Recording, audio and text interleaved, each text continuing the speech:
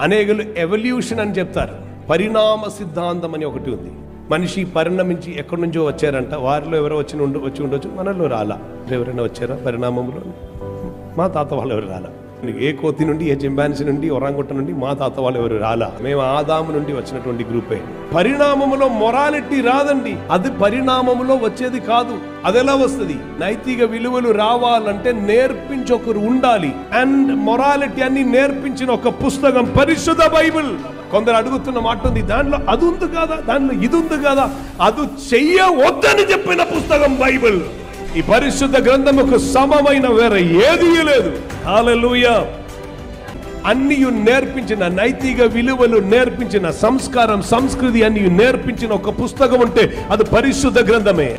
దీనిలో మనకు నేర్పిస్తున్న ఒక విషయమే కృతజ్ఞులై ఉండుడి. కృతజ్ఞులై ఉండుడి అండ్ బీ ఈ థ్యాంక్ఫుల్. ఎవరైనా ఏదైనా ఇస్తే ఇది స్టైల్ అంట. స్టైల్ ఏ తెలుసా? Thank you. అది style.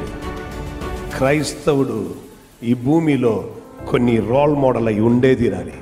Now practice it church. ఇది ప్రాక్టీస్ చేస్తే ఏం జరుగుతుందో మీకు అర్థమవుతుంది. ఇది కథ కాదు, దీస్ ఆర్ ప్రిన్సిపల్స్.